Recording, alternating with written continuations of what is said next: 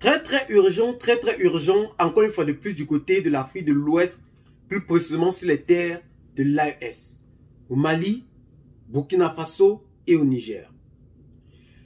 Les trois pays aujourd'hui qui forment l'alliance la plus puissante en Afrique de l'Ouest viennent de porter plainte contre l'Ukraine.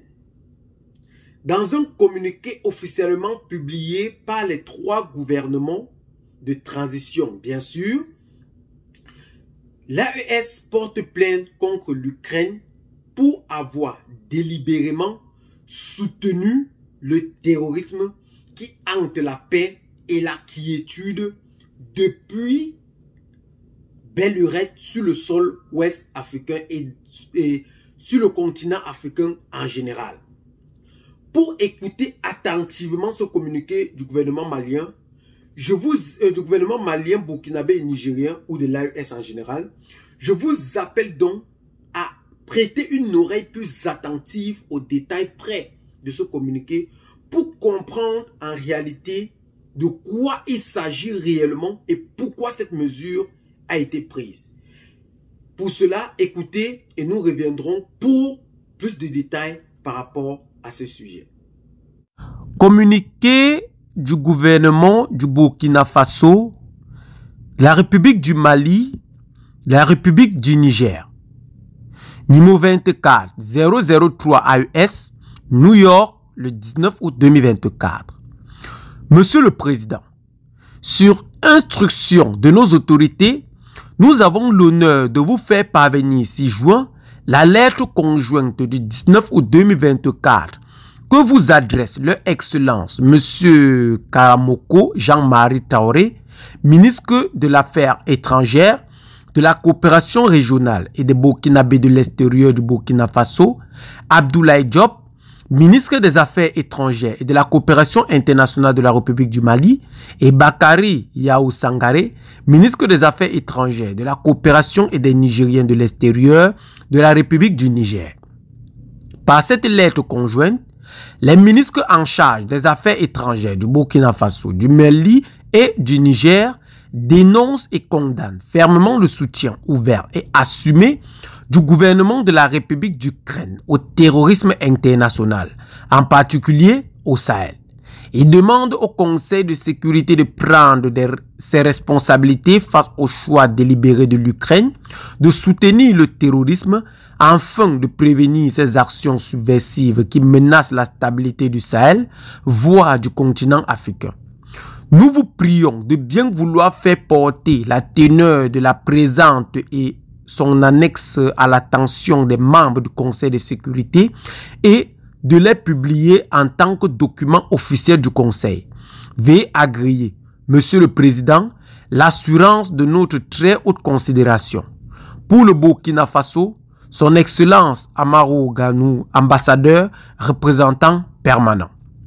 Pour la République du Mali, son Excellence Issaka Inofou, représentant permanent. Pour la République du Niger, M. Santadou Ousmane, chargé d'affaires. Son Excellence M. Michael Imran Kamnou, ambassadeur représentant permanent de la République de Sierra Leone auprès des États-Unis, président du Conseil de sécurité New York.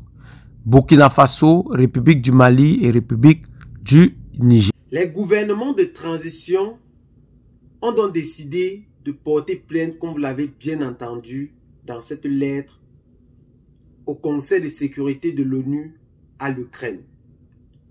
Pourquoi? Parce que l'ambassadeur ukrainien, face à cette crise qui a sévi du 25 au 27 juillet 2024 sur le sol malien, au nord, plus précisément à Tinzaouaten, où plusieurs soldats maliens et d'Africa Corps, soldats russes, ont péri, le gouvernement ukrainien, par la voix de son ambassadeur, a donc officiellement dit qu'il soutient le terrorisme et que ce n'est que le début des événements qui commencent à venir.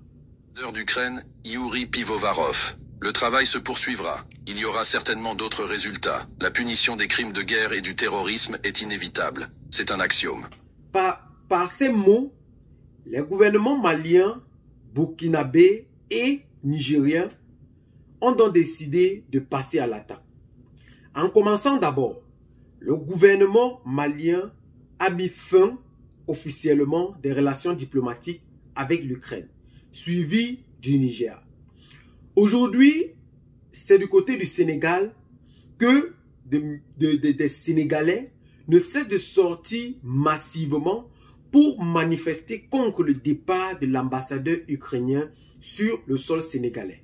Parce que celui-ci était présent sur le sol sénégalais pour soutenir ce terrorisme au Sénégal.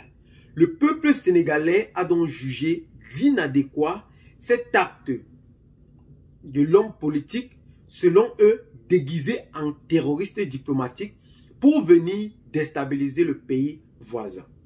Après cette déclaration, le gouvernement sénégalais a donc décidé de convoquer par son ministre des Affaires étrangères pour le rappeler de sa vraie mission ou de ses limites d'ambassadeur. Mais jusque-là, la population prend un niet catégorique tout en disant que cela ne suffit pas pour atténuer leur soif de voir le départ de l'ambassadeur ukrainien sur leur sol. C'est donc actuellement ce qui est en train de jaser sur le sol ouest africain aujourd'hui. Ce soutien russe délibérément accepté par son ambassadeur et jusqu'ici que le gouvernement ukrainien s'est taire par rapport à cette déclaration de l'ambassadeur, parce que si l'ambassadeur déclare et que le gouvernement ne dit rien par rapport à ce sujet, ça veut dire que le gouvernement consent. C'est la raison pour laquelle le Mali a donc décidé de mettre fin à ses relations diplomatiques avec la Russie, avec l'Ukraine, comme vous pouvez le voir. La lutte contre le terrorisme aujourd'hui qui est devenue une priorité, au fait, qui, selon l'arrivée des gouvernements issus des coups d'État, qui est une priorité majeure de la lutte contre le terrorisme, est en train d'être vue massivement. Le gouvernement burkinabé, à travers son armée, ne cesse de prendre des camps militaires terroristes du côté du Burkina Faso. La baisse très considérable aujourd'hui des pays de l'AES face au terrorisme ne cesse d'accroître de jour en jour. Mais le flux de communication aujourd'hui ne cesse aussi de s'accroître pour chercher autant que faire se peut pour déstabiliser les gouvernements en place. Nous appelons donc toute population à être plus sage par rapport à cette nouvelle qui ne cesse de prendre une autre tournure ou qui ne cesse de s'enflammer de jour en jour face à ce fléau très prononcé du terrorisme qui hante la paix et la quiétude du côté du Mali. Mais le Sénégal, à travers cet acte, vient de montrer aux yeux du monde que la population en elle-même n'est pas un problème, mais en réalité, c'est le gouvernement, à chaque fois qu'on le renouvelle, d'où le peuple meurt l'espoir qui cause réellement problème. Mais sans toutefois accuser les deux hommes d'État forts aujourd'hui qui sont issus de l'élection présidentielle de mars 2024, nous attendons encore plus que ce qu'ils ont promis du côté lors des événements préélectoraux du côté du Sénégal. Parce que jusqu'ici, rien n'a encore été fait. Le radicalisme pour lequel ils ont été votés n'a pas encore été vu sur le sol ouest africain aujourd'hui. Et nous attendons encore avec beaucoup de vérité la concrétisation de leur action sur le sol ouest africain. Pour cela, nous ne pouvons que leur souhaiter beaucoup de courage pour leur travail, car nous savons qu'un travail de président de la République n'est pas du tout facile. Et pour cela, nous encourageons aussi ces gouvernements de transition qui ne cessent de prendre des décisions pour enfin permettre à leur peuple de respirer de l'air pur, de voir un lendemain meilleur et de laisser une génération en paix face à ces fléaux qui déstabilisent les nations ou les nuits de leur peuple.